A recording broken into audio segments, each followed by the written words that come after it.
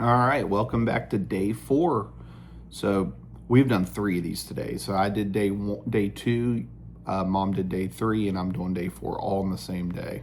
It's still January 20th, but it's kind of later at night. Remember, I'm behind, so we got some time to make up. So now we're going in chronological order from what the Bible said happened through history. So we did a few chapters in Genesis. Now we're going to skip ahead to Job, which is much later in the Old Testament, but it's a book that they think happened close to the Genesis time, or the early Genesis time. So it's pretty old. All right, so we're going to go Job chapters 1 through 5 in the New International Version this time. So here we go. Prologue. In the land of Uz there lived a man whose name was Job. This man was blameless and upright. He feared God and shunned evil.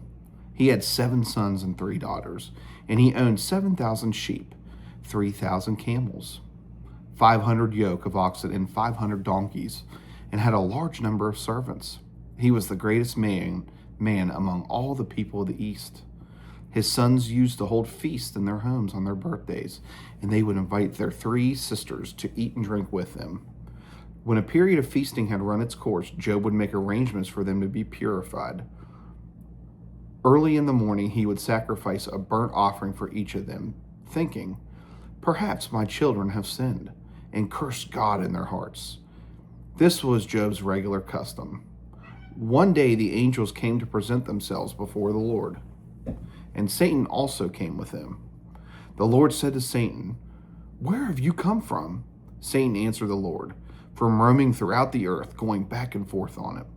Then the Lord said to Satan, "Have you considered my servant Job? There is no one on earth like him. He is blameless and upright, a man who fears God and shuns evil." "Does Job fear God for nothing?" Satan replied. "Have you not put a hedge around him and his household and everything he has? You have blessed the work of his hands, so that his flocks and herds are spread throughout the land. But now stretch out your hand and strike everything he has, and he will surely curse you to your face." The Lord said to Satan, "Very well then, everything he has is in your power, but on the man himself do not lay a finger." Then Satan went out from the presence of the Lord. One day, when Job's sons and daughters were feasting and drinking wine at the oldest brother's house, a messenger came to Job and said, "The oxen were plowing, and the donkeys were grazing nearby, and the Sabeans attacked and made off with them. They put the servants to the sword, and I'm the only one who has escaped to tell you." While he was still speaking, another messenger came and said, "The fire of God fell from the heavens and burned up the sheep and the servants, and I am the only one who has escaped to tell you." While he was still speaking, another messenger came and said, "The Chaldeans formed 3 raiding parties and swept down on your camels and made off with them. They put the servants to the sword, and I am the only one who has escaped to tell you." While he was still speaking, yet another messenger came and said, "Your sons and daughters were feasting and drinking wine at the oldest brother's house, when suddenly a mighty wind swept in from the desert and struck the 4 corners of the house. It collapsed on them, and they are dead. And I am the only one who has escaped to tell you." At this, Job got up and tore his robe and shaved his head. Then he fell to the ground in worship and said, "Naked I come from my mother's womb, and naked I will depart. The Lord gave, and the Lord has taken away. May the name of the Lord be praised." In all this, Job did not sin by charging God with wrongdoing. Job chapter 2. On another day, the angels came to present themselves before the Lord, and Satan also came with them to present himself before him. And the Lord said to Satan, "Where have you come from?" Satan answered the Lord, "From roaming throughout the earth, going back and forth on it." Then the Lord said to Satan, "Have you considered my servant Job? There is no one on earth like him. He is blameless and upright, a man who fears God and shuns evil. And he still maintains his integrity. though you incited me against him to ruin him without any reason." "Skin for skin," Satan replied. "A man will give all he has for his own life. But now stretch out your hand and strike his flesh and bones, and he will surely curse you to your face." The Lord said to Satan, "Very well then, he is in your hands, but you must spare his life." So Satan went out from the presence of the Lord and afflicted Job with painful sores from the soles of his feet to the crown of his head. Then Job took a piece of broken pottery and scraped himself with it as he sat among the ashes. His wife said to him, "Are you still maintaining your integrity?" "Curse God and die." He replied, "You are talking like a foolish woman. Shall we accept good from God and not trouble?" In all of this, Job did not sin in what he said. When Job's three friends, Eliphaz the Temanite, Bildad the Shuhite, and Zophar the Naamathite, heard about all the troubles that had come upon him, they set out from their homes and met together by agreement to go and sympathize with him and comfort him. When they saw him from a distance, they could hardly recognize him. They began to weep aloud, and they tore their robes and sprinkled dust on their heads.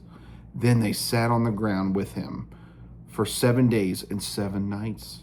No one said a word to him because they saw how great his suffering was.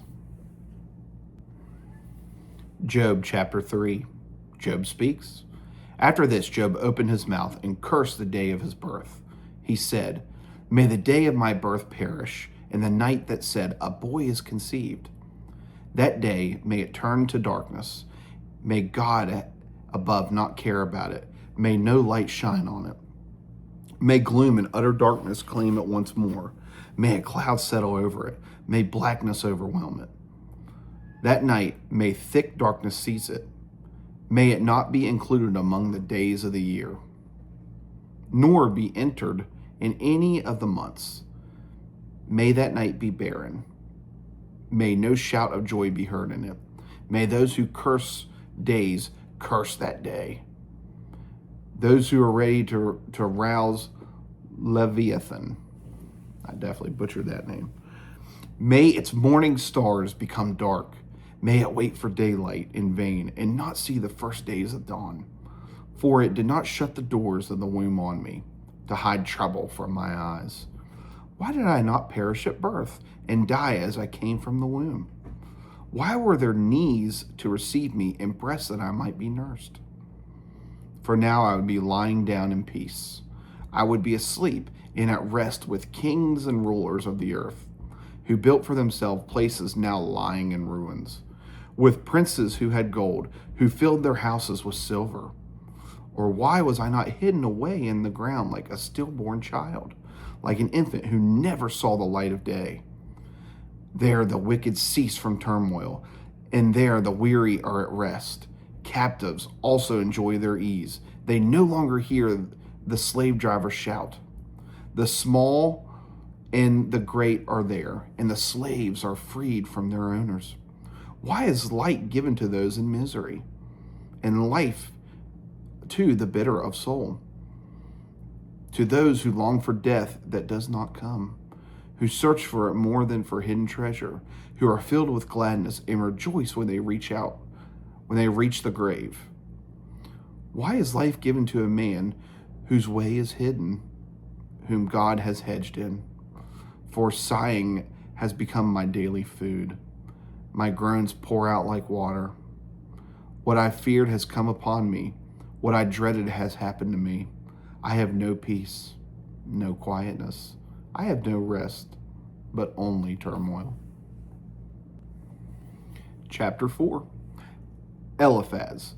Then Eliphaz the Temanite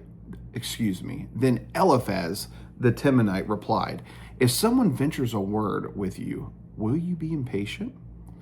But who can keep from speaking? Think how you have instructed many, how you have strengthened feeble hands. Your words have supported those who stumbled. You have strengthened faltering knees. But now trouble comes to you, and you are discouraged. It strikes you, and you are dismayed. Should not your piety be your confidence, and your blameless ways your hope? Consider now, who, being innocent, has ever perished? Where were the upright ever destroyed? As I have observed, those who plow evil, and those who sow trouble reap it. At the breath of God they perish. At the blast of his anger they are no more. The lions may roar and growl, yet the teeth of the great lions are broken. The lion perishes for lack of prey, and the cubs of the lioness are scattered. A word was secretly brought to me. My ears caught a whisper of it, amid disquieting dreams in the night. When deep sleep falls on people, fear and trembling seized me and made all my bones shake. A spirit glided past my face, and the hair on my body stood on end. It stopped, but I could not tell what it was. A form stood before my eyes, and I heard a hushed voice. Can a mortal be more righteous than God? Can even a strong man be more pure than his maker? If God places no trust in his servants, if he charges his angels with error, how much more those who live in houses of clay, whose foundations are in the dust, who are crushed more readily than a moth? Between days and dusk, they are broken to pieces. Unnoticed, they perish forever. Are not the cords of their tent pulled up so that they die without wisdom?